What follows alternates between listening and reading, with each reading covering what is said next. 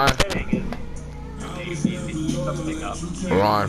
It equals to how much of the stuff you got, M, that's the mass, times what kind of stuff is it, that's C, times how hot do you want to make it, delta T.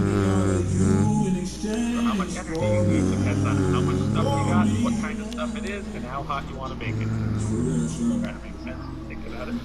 And the formula is pretty simple. You just multiply those three things together. There's no squares, there's no dividing, there's no extra numbers.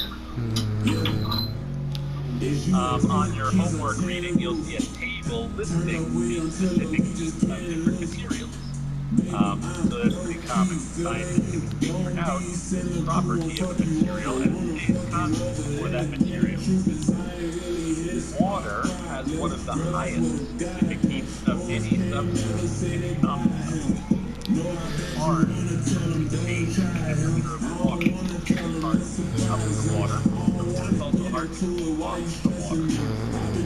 You may notice if you're cooking in a pot, put a pot of water on the stove to boil, and you started cooking, and maybe you wait 1 minute, and after 1 minute, if you were to touch the metal side of the pot, it would be hot, it would burn your hand.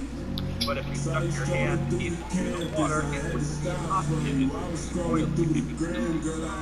The reason for that is water has a high specific heat compared to metals. Metals, it only takes a little bit of energy to make them really high temperature. Water, it takes a lot of energy to make it be a high temperature. And the same goes with cooling off. If you have a pile of hot water, a hot bath, or a hot pot of water on the stove and it's just boiling for a while, you turn off the heat. The metal pot cools off, the handle cools off quickly, but if you stick your hand in the water, it's still very warm.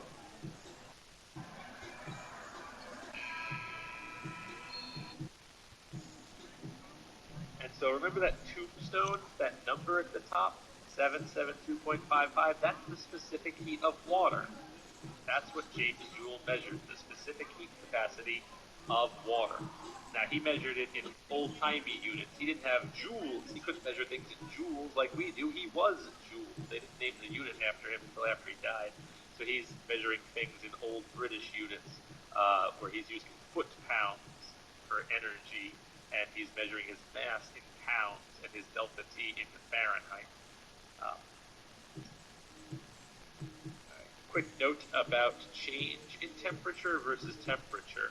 The formula to convert from Celsius to Kelvin is very simple. It's just the temperature in Celsius plus 273 is the temperature in Kelvin. That's all you got to do. So a temperature of 1 Kelvin is, of course, not the same as a temperature of 1 degree Celsius. If the temperature of something is 1 degree Celsius, that means its temperature is 274 Kelvin.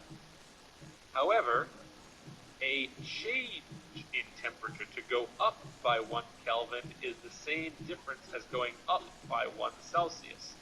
That is, in this example here, imagine something is 35 degrees Celsius and you heat it up to 38 degrees Celsius. It went up by 3. If you want to convert to Kelvin, you would say it was 308 Kelvin and it went up to 311 Kelvin, so it also went up by 3. In our formula, Q equals mc delta T. The delta T will be the exact same whether you use Celsius or Kelvin.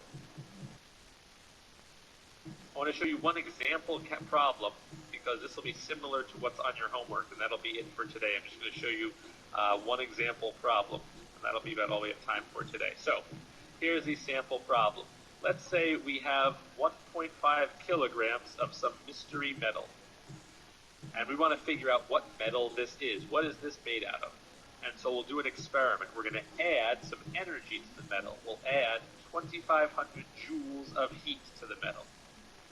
Before we do that, we're going to measure the temperature of the metal.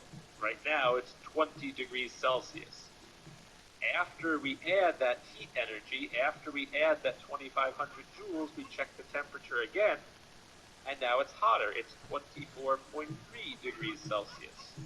And so now our challenge is, what kind of metal is this? And